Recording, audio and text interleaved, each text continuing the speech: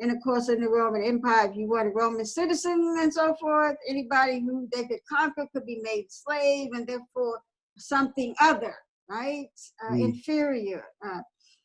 And so we can talk about race and ethnicity in these ways in terms of what we see in the Bible, but we can also bring to a conversation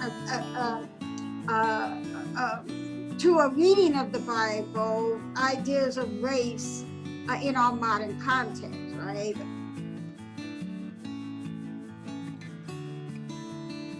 Welcome to Great Bible Teacher Interviews. Hello, I'm Rick Jordan, President of Great Bible Teachers. Each week I have the opportunity to interview a scholar, an author, or a practitioner.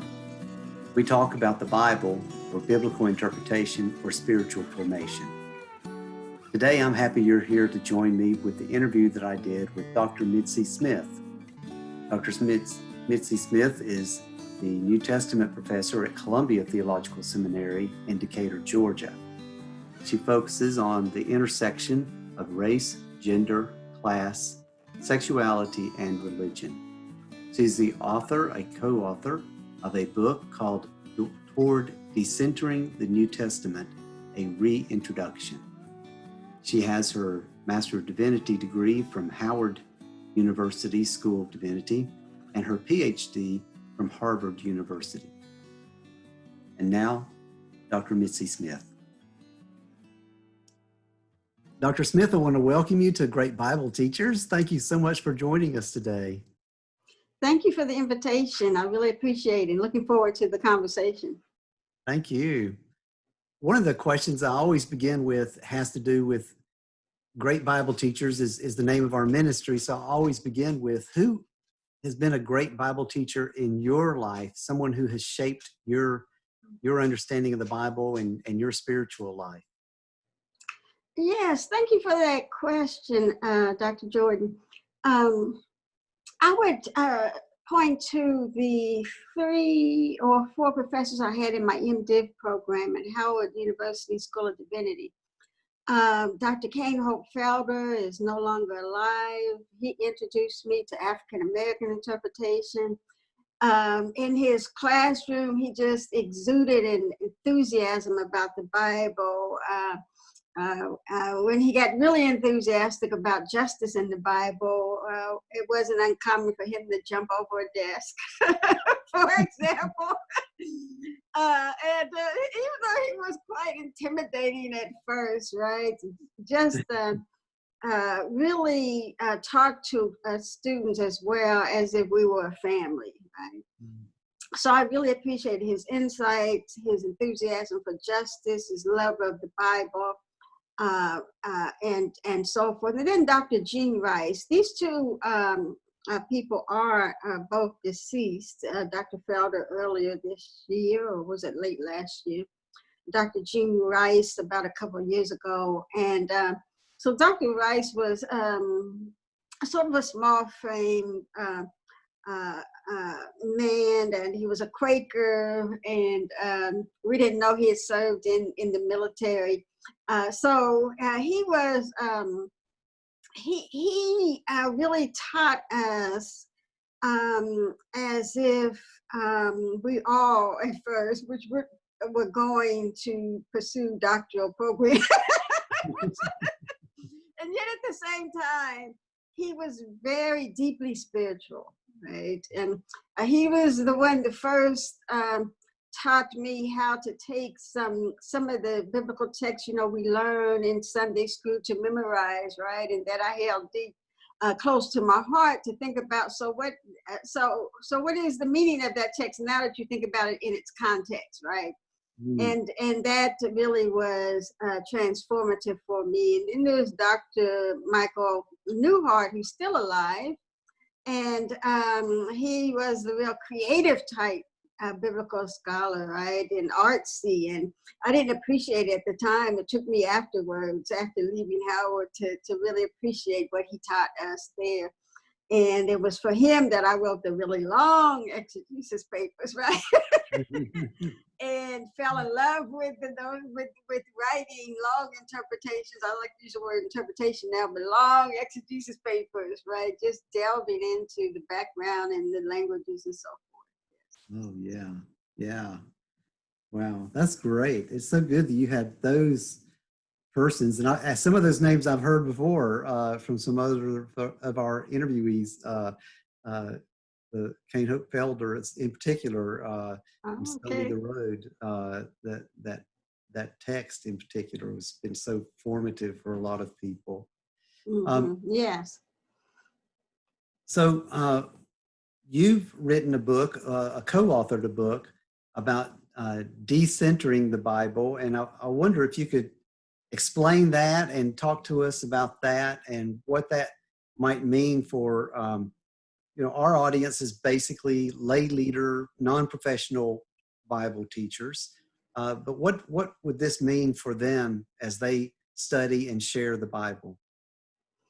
Yes. So that project came about as over the years teaching Intro to New Testament, and becoming very frustrated and probably even angry that I couldn't find a text that did justice to the African American voice, for example, if we were included at all, marginalized, or in our concerns, of course, when your voices are marginalized, the concerns and challenges of your whole community tends to be marginalized and treated as if insignificant.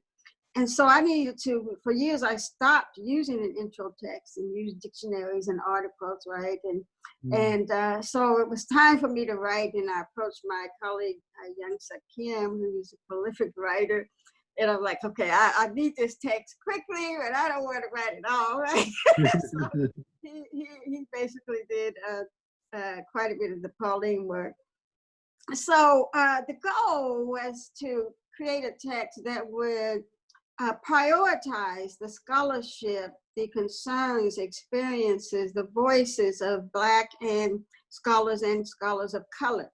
Not that other voices are excluded, but we needed a text that did not treat our voices and scholarship as marginal.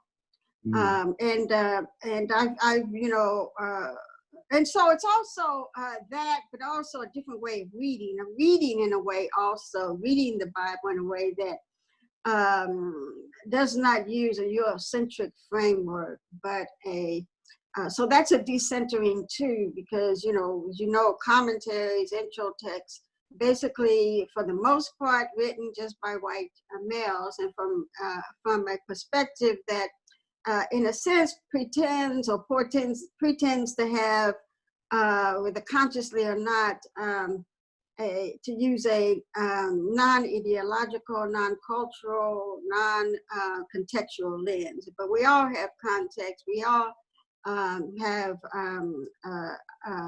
operate from positions of certain ideologies, whether they're good or bad, and we all have culture.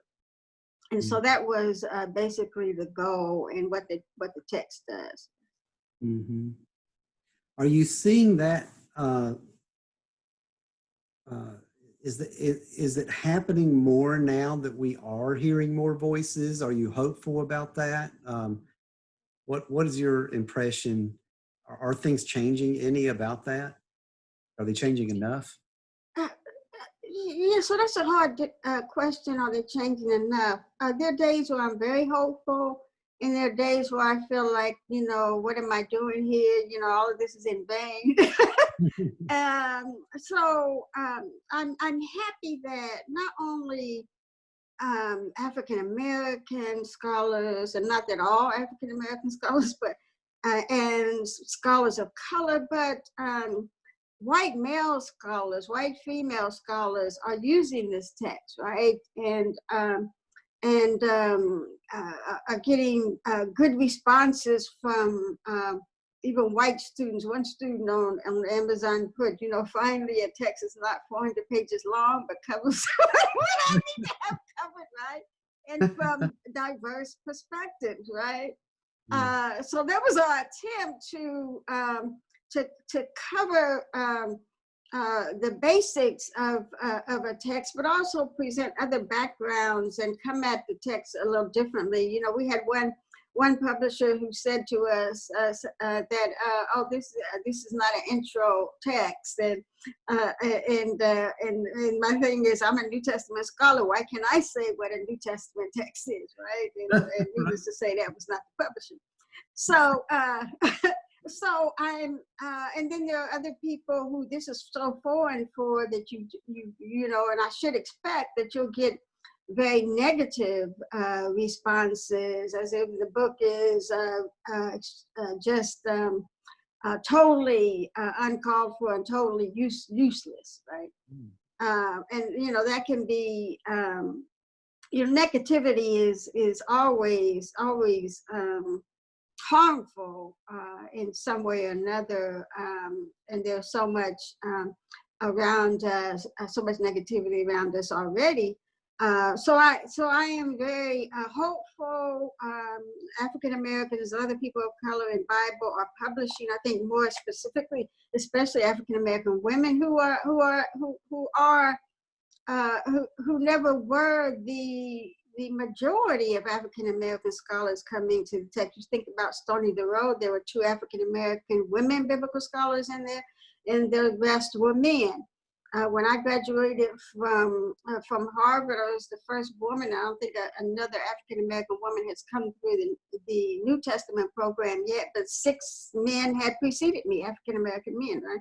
So we are in a sense late to it because of a lot of reasons, right? But we are really putting out quite a bit of material in this, and you know, in the last 10 years and so, and currently. So I'm happy about that, and hopeful that people are receiving what we write for the most part independently. Good.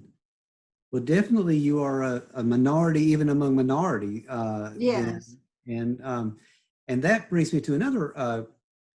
To me, this has been a new word, but a womanist perspective. And so, could you share with us about what that word means and what it means when it comes to biblical interpretation? Yes. Thank you for that question, Dr. Jordan. Yes, so womanist, the term was first, of course, coined by Alice Walker in 1979, then she expanded the definition in her book, In Search of Our Mother's Gardens. And so in 1983, Katie Cannon, I believe, initiated this appropriation of that term to describe what Black women in religion, Black women scholars in religion do, right? So that we would have be able to use a word that came out of our community to define ourselves for ourselves. Our Lord says, if we don't define ourselves for ourselves, we'll be swallowed up into other people's definitions of who we are, right? So it is a self-naming. Every Black woman is not a womanist. You choose to be a womanist, right? And so it means for me as a biblical scholar that I privilege the experiences, the epistemologies, that is the knowledge productions, the wisdom, the traditions, the struggles, challenges, creativity of Black women when doing biblical interpretation, that I start with that as a framework, and then also create a dialogue between that framework and our contemporary justice struggles and my interpretation of the biblical text. And often the contemporary context informs how or what text I choose to interpret, right? Mm-hmm. Can you give us an example of what is something that a text or a story from the scripture that you could say that I, as a white male, may have blind spots toward? You know, I may just miss this whole point that is being made, maybe because I'm not looking at it from the perspective of in a minority perspective, in a sense. Yeah, so I'll share something that no, I'll share an essay I just finished that should be published um, soon, early. I think the book is coming out early 2021, but it's a reading of the crucifixion per se, crucifixion and violence, and asking the question about sexual violence. Right? And I approach that starting, this is something biblical scholars don't normally do, but I approach it starting with my own story, right? Of sexual abuse as a child when I was 8 years old, and how it's connected to the church, right? Notions of authority and leadership. Because my grandfather was the one who assaulted me, and he was a deacon in the church, and there had been per se an estrangement between my mother and my grandfather, because her mother died when she was young and they were separated, but somehow they came back together, in Columbus, Ohio, and my mom was sick quite a bit. But anyway, approaching that and thinking about how the church, particularly the Black church, because that's what I have the most experience with, is creates a culture of silence around sexual abuse, right? And there are different ways that this happened, right? And it's performed. And I'm looking at this spiritual called He Never Said a Mumbling Word, right? And many people sing that song, not just Black people, right? Sing that song, particularly around Resurrection or Easter, and I'm asking, where did we get this notion? And it was a Negro spiritual, called Negro spiritual, right? Where did we get this notion that Jesus was silent, right? And is there some type of cover up in terms of possible sexual abuse? Because none of the Gospels, right, depict him as silent, right? He has one word to say, right? And he's not silent leading up to it, because he predicts this is going to happen, right? He says this is going to happen. It's almost like a child saying this happened and you don't believe it, right? So connecting that with the lynching tree, James Cone's lynching tree, and looking historically at Roman crucifixion, and what we can surmise, or in terms of what took place in Roman crucifixion, how it's similar to the lynching of Black peoples, men and women, and there were a few white people who were also lynched. In any connections, right? And finding that most people crucified were enslaved persons, and that it was a spectacle, and that people were stripped, and that sometimes people, maybe more times than not, that people were castrated, right? And thinking about the stripping of Jesus, right? So let me get back to this silence piece, right? Where did this come from in the scripture? And so it brought to mind, my first book was on the Acts of the Apostles. Is we have this story, of course, of the Ethiopian eunuch and Philip, right, to meet on this road. And I got to thinking differently about this use of Isaiah, right? That servant song where Jesus suffered silently like a slaughtered lamb, right? And so that's the place where we have brought together this silence, and Philip interpreting this in light of Jesus, right? Using this, the Gospels don't do that, right? So what do they have in common, I start to think, right? So the Ethiopian eunuch, even though he may be in the queen's household, and treasure and ability to read and so forth, that as a eunuch, right, he would have been probably forced to be a eunuch, right? In other words, sexually abused, right?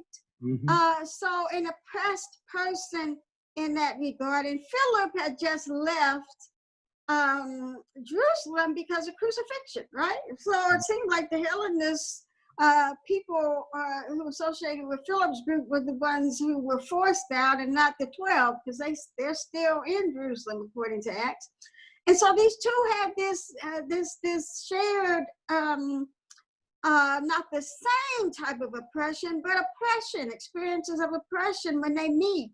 And so I think it's in light of that Philip chooses to interpret this text in light of Isaiah, right? Which is very, I think, so you have altogether this castration, the sacrifice of Jesus, and silence, even there, right? And so bringing that all together, and then when we look at the stories in the Gospels, right? Even the notion that, Jesus was stripped and then his clothes were put back on, or robe put on, stripped, right? And he is in a room. This is hard. This is hard for probably a lot of Christians to even think about, right? That he is in a room with a lot of soldiers, right, who do this stripping and put his clothes back on. And then I found this story, and I can't think of the name right now, but there was I believe, African-American gentleman wrote an essay on a story of an African-American man who I think is one of the only survivor of lynching in the South, right? And what they found out is what they hid often because of the taboo of even thinking that men would sexually abuse other men is evidently when this man was sexually abused during his lynching, which he survived, is they stripped his clothes from him, castrated him, put his clothes back on. Yeah. So making these connections and trying to talk about how, what does it mean to admit that possibly Jesus very possibly went through this same, what does it mean for sexual abuse survivors? And what does it mean for the church, right? And why is it that the idea of crucifixion as shameful is only connected with the notion of many people were beat up, right? But what is the shamefulness of it that we perhaps cannot come to grips with, right? Yeah. Wow. So that has a lot of different ramifications for interpretation and also for pastoral care. Yes. For people who have undergone sexual abuse, to say, well, in one interpretation of this anyway, Jesus does know what you're going through. Yes. Has been there too. I remember seeing also an interview with you, or maybe it was a lecture you did one time about Acts and women. I believe it was in Acts, and that there was African background there that maybe we had not been pointed out, that there were leaders in the church who maybe we have not acknowledged oftentimes. That's another aspect of this, that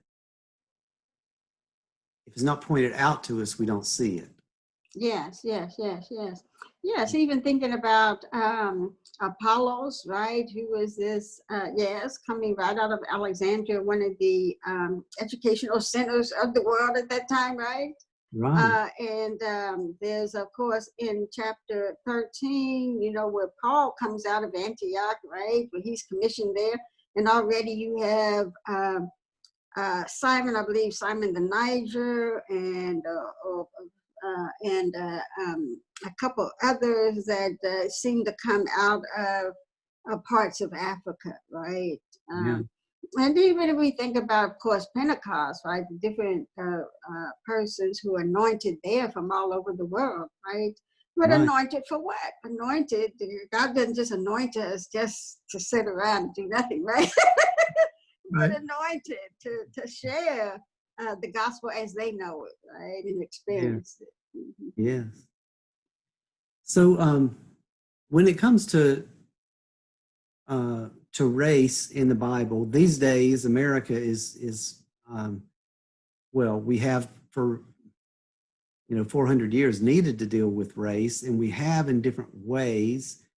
And I don't know what your perspective of it is, but in my perspective, well, things are better than they were 400 years ago, but we're now having a lot of revolutionary type of things that are happening that are disconcerting to some, that are frightening, that are but are also for others maybe are exciting, and that these are finally some notice is being paid, and some powers are paying attention to the powerless. So how do you see race in the Bible, and how it relates to race relations in America in particular today? Mm-hmm. Yes. So, of course, we know that in terms of connecting this creation of a Black race and a white race, we know that's modern, right? But we do have in the Bible the notion of a human race, right? Humankind, that creation, there are animals and there's the human race, right? And God couldn't, God's self could not be a help me for the human race. They needed each other, right? And so according to the Bible, we all come from the same ancestors, right? But yet, it seems that when we begin to create, I guess, our own get into our own spaces, create hierarchy, fight for resources, right, and survival, that certain ideologies, right? Abram Kendi, this is probably Abram Kendi in his book, Stamped from the Beginning, right? Talking about race in America. Probably makes a powerful point that we may probably can apply to think about in terms of ancient society as well, is that there's always this practice of bias, right? This practice of oppressive ways of being toward the other, and then the institution of policies to back those practices up, and then ideologies, right? And so this has probably happened throughout human history, and we can see it, in the Bible, that there is in terms of Israel and other communities, right? And thank God for the prophets sometimes, where we have God depicted as calling all of these different nations, some of these nations, to the carpet and saying, "This is your brother," right? You have done this to your brother over here, and therefore, you're going to suffer these consequences as a nation, right? As nations. And so we can think about race and how we begin to, ancient societies begin to, or shown to identify themselves or create identities for themselves over against another nation, over against another people, and create ideologies about those people as idolaters, right? Which is so interesting, because Israel never is without idolatry. You really look at as idolaters, as heathens, as people that one group should not associate with, as worthy to be slaves, and so forth, right? Slavery in the Hebrew Bible seems to be taken for granted, not taken to task, right?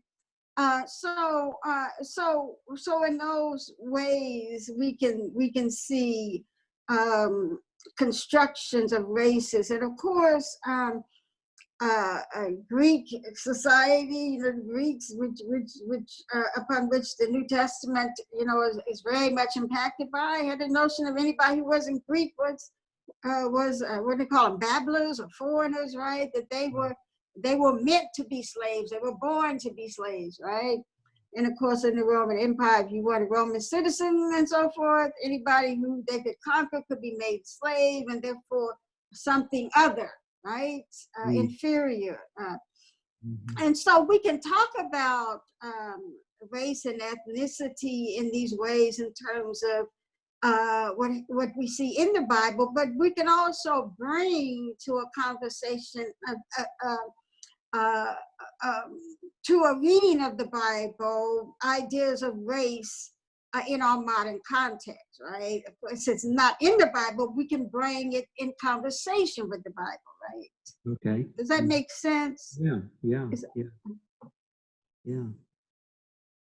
So like slavery itself, is slavery in the New Testament the same as what African Americans experienced here, or Africans experienced here as slavery, or is there a difference? Was it as bad one time as the other? That's a great question. So Orlando Patterson wrote Slavery, make sure I get this title right, Slavery is Social Death. I think it came out in the 80s. And a new edition is out now. But he compared, I think something like 1,600 or more slave societies throughout history, and found basically they are the same, right? Now, the basic difference between slavery in the American South and ancient slavery like Roman slavery is, of course, one is predicated on the notion of Black people, right? The creation of a Black race and a white race, and Black people who are ordained, that's what slave ideology said, ordained and meant to be enslaved, right? Inferior, and that God in heaven is the ultimate slave master. And the use of the Bible, of course, and the Bible can be used that way. We must come to terms with that, because the Bible does say slaves obey your masters, and Paul doesn't seem to, Paul does not critique that part of the household codes and what was happening in terms of the wider society in the Roman Empire. And so that is the major difference, right? But in terms of taking people against their will, conquering people, the need to build societies and kingdoms on the backs of another people, right? The same thing in terms of the connection between economics, right? What we would call capitalism today, the need, right? There's not been a kingdom in history that has not been built on the backs of slaves, right? So, except perhaps Cyrus the Persian, right? And perhaps that is why he's called God's anointed in the Hebrew Bible. Not even one of Israel's or Judah's kings, right? Did not use slavery to build their kingdoms, right? And perhaps their own people, the enslavement of their own people. Of course, you know what is the prophet said: when you ask for a king, God will no longer be your king. And this is what will happen. Your people will be enslaved, you'll be taxed, and so forth, right? So it kind of boggles my mind, and I wonder, how did we get to this point of the notion of kingdom being so central to the Christian message, right? And all the baggage, the oppressive baggage that comes with that, and the hierarchy and so forth. So yeah, but people were separated from their loved ones. Any woman who was enslaved, who gave birth to a child, her child was automatically a slave. That's the same Roman society.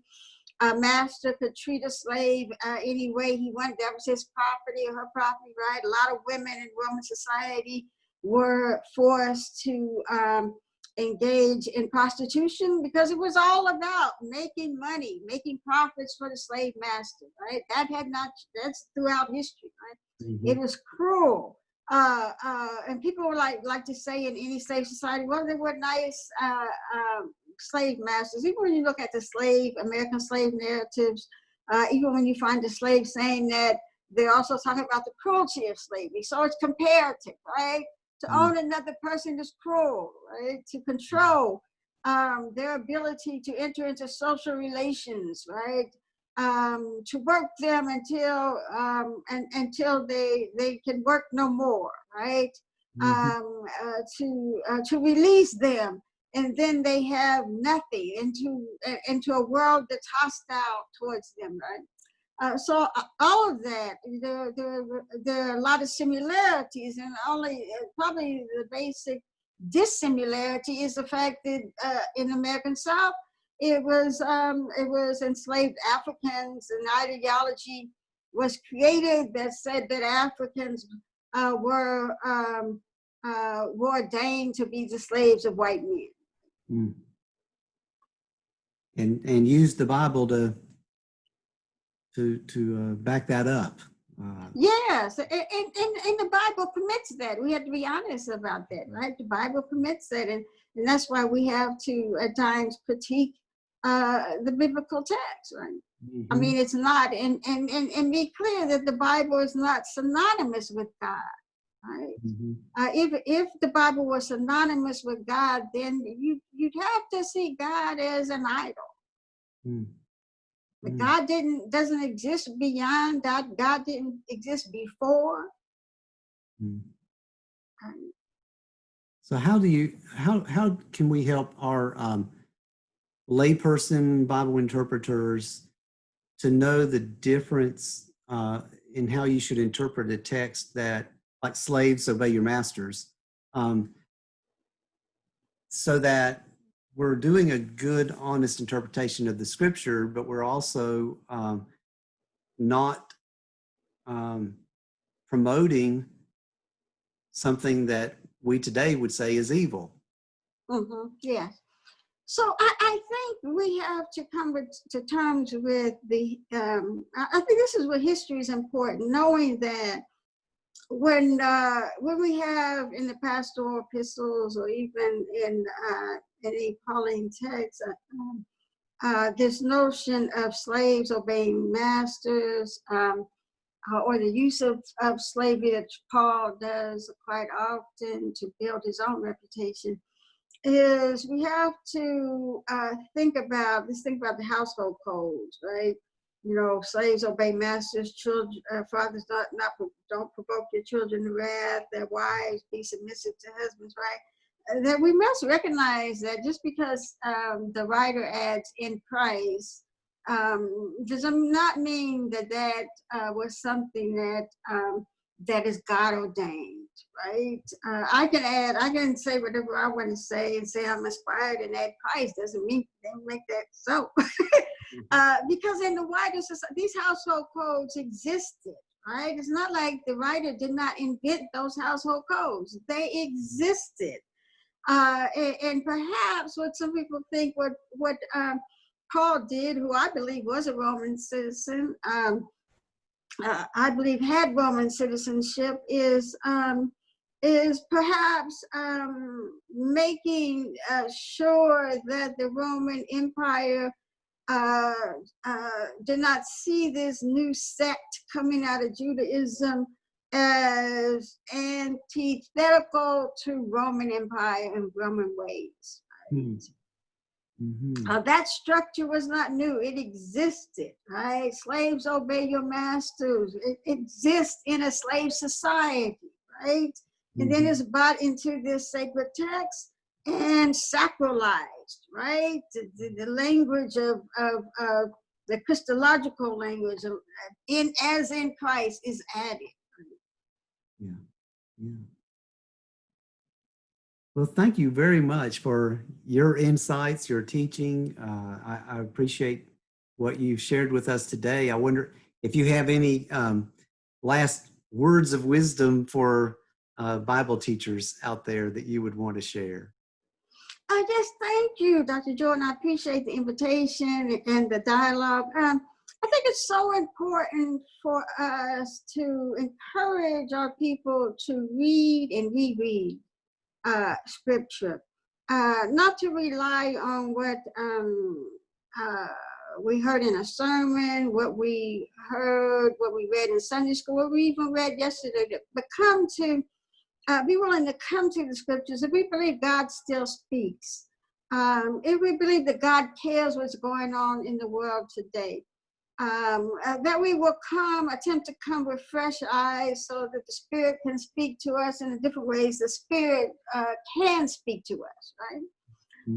That we also commit ourselves to reading beyond our comfort zones, right? To read not just common, and not to assume that because a commentary has been written that the last word has been said, right? It has not. God still speaks, and God still reveals God's self to us and inspires us, I believe, with prophetic words for today, for the times in which we live. So come with an open mind, read broadly, don't take any one word as a final word, but as conversation partners. Assume your own agency as readers, right? And have the confidence that God does speak to you as a reader. I was even teaching Sunday the text about Simeon and Jesus.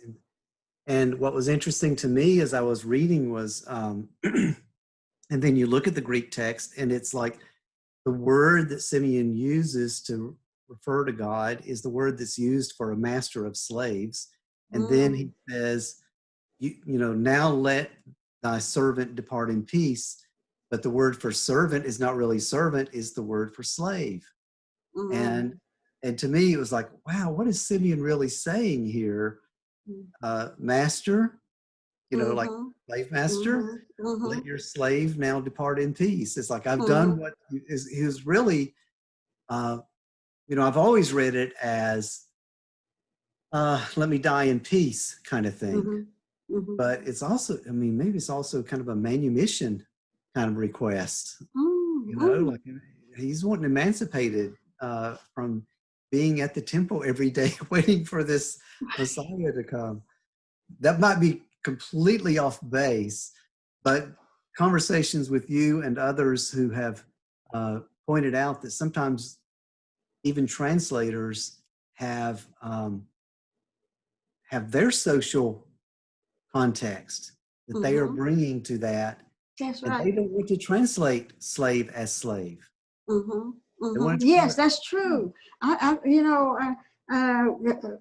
it's possible. Some of us keep talking about a translation of at least the New Testament by scholars of color, you know, by African Americans. So we're having talks about that. So yes, it matters. But I wouldn't say it's off base. I mean, the text, you know, that language is there, right? And I think we need to give ourselves permission to think, because we don't.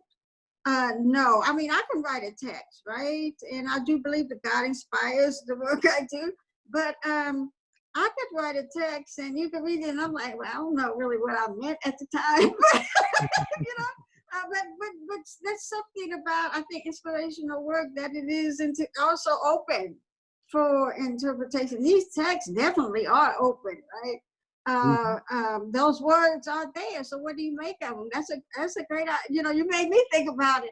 You know, he asking for emancipation, and does that mean too? Does the writer know something about him we don't know, that perhaps he was enslaved? But you know, I've taught more. I've had to teach Pauline text when I came here. And I taught it as intro, but I had to teach it as exegesis, starting with Galatians, and I'm seeing Paul certainly a whole different light. And I more and more convinced that we cannot interpret the New Testament without a knowledge of and without thinking about the Roman context, which was a slave society. We cannot. I mean, that's a big part of it, and it's throughout the New Testament. And looking at Paul over, you know, in terms of teaching, in terms of exegesis and Greek base, I'm like, wow, this dude, he was really entangled, and why not? I mean, this is a slave society, you know, but we neglect a lot of this. It's a big part of the context of the New Testament. Yeah. Well, the difference between Gentile and Jew. You know, Yes, you yes. say, Oh, yeah. well, That's now, another thing. Yeah, I would have liked to get, because if you get, it's almost like I compare that to being black and white, right? You're either Jew or you Gentile, and you always, even when you join, you're still Gentile, aren't you, right? Yeah, so that's very much like the black-white thing, right? it is. Because our society demands that you identify as either black or white, and you can't have white without black. And you have these people in between, but the ultimate other is a black who's the antithesis of white in a racialized society. Yeah, yeah. So, they're constructions, but they're deadly. Yes. 2,000 years later, we're still, still dealing with it. I mean, different cultures, different backgrounds of people, but that we divide ourselves artificially is, I guess, just something within us that we want to be superior to somebody else, and we want whatever it takes to get along or to get ahead, even if that means owning somebody. Yes. And we've all been in different ways shaped. Kendi brings this out in his book too. Or maybe it was an interview I saw him do of how even he said he had to undo even him as a black man, the way race had shaped him, right? When anytime his relationship with a black woman was going wrong, he was taught to demonize a black woman. This is not the language he uses, right? And he said, I had to, like, boy, that's racist, right? So he had to undo, right? So it impacts us all in different ways. None of us escape the very negative, in different ways, consequences of race and racism. Yeah. I'd like to thank Dr. Mitzi Smith again for the time she gave us and for the insights that she gave us about biblical interpretation. Here are a few insights that I picked up. One is that the Bible should be read and reread, but we also bring our understandings to the Bible. For example, she uses the crucifixion of Jesus and then brings her understanding from sexual assault to the crucifixion of Jesus. And now we have a different view of the crucifixion. Secondly, she points out that we must read beyond our comfort zones, that because a commentary has been written and completed and published does not mean that's the final word. We have agency as readers to read the text on our own as we bring what our experiences have been to that text. And thirdly, the reminder that the New Testament society was a slave society. And it's a big part of the context of the New Testament, something that really has not been explored all that much. It's something that we need to keep in mind as we are interpreting the New Testament. Thank you again for joining this interview. I hope you will sign up for our email. In our emails, I send those out on Tuesday and Thursday. On Tuesday, there's a blog that has to do with interpreting the Bible. And on Thursday, we have these interviews. So if you would like to know about these interviews as they come up, then please sign up at greatbibleteachers.com, and we would be happy to have you on our e-news list.